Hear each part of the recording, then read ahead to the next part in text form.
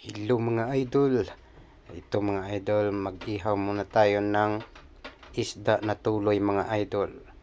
Ito sarap na isda ito ihawin dahil mataba ang laman ito mga idol. Nagmamantika ito pag nandyan na sa apoy. Ayan. Ilagay na natin dito sa ating lutuan mga idol. Ayan. Ayan na. Maya-maya mga idol makikita nyo talagang magmamantika ang ano niyan, ang laman niya. Tapos masarap ito mga idol pag mainit pa mga idol. Kahit kanin lang at saka ganito mga idol, solve na ito para sa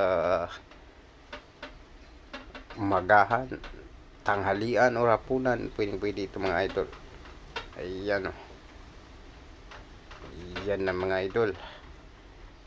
Antay-antay pa ng kunti na maluto talaga yung kabila mga idol.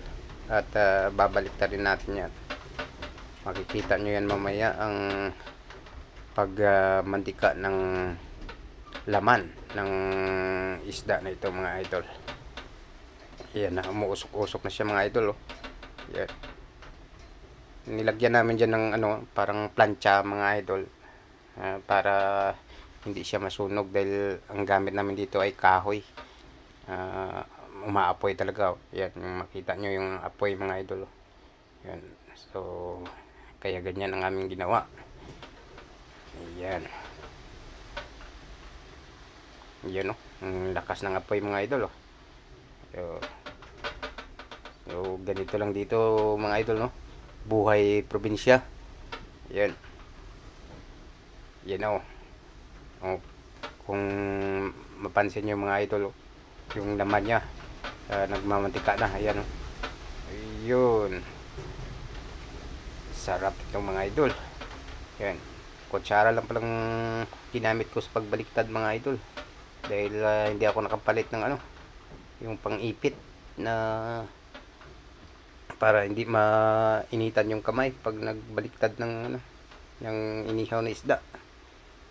Ayan na. So yan lang munang nabaliktad mga idol. Maya baliktarin din natin yung iba na hindi pa nabaliktad.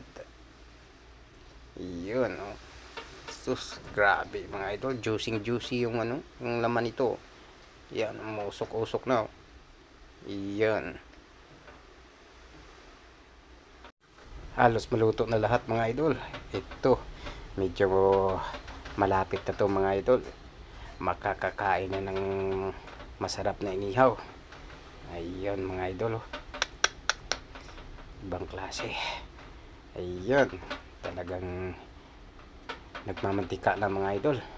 Sarap na sarap ito mga idol. At ang kagandahan ito mga idol, pag kumain ka nakakamay ka mga idol. Ayun.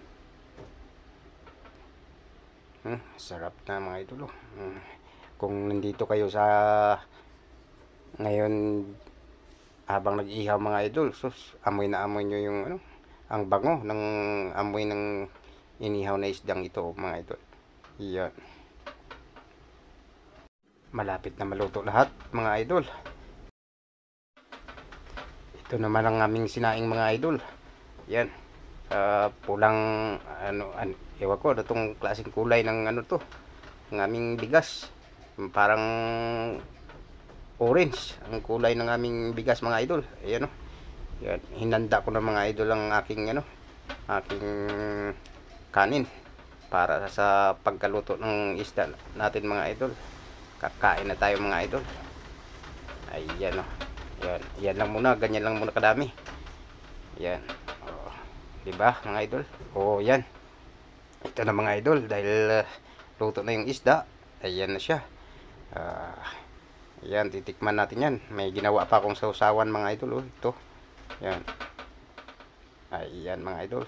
So tikman na natin siya mga idol.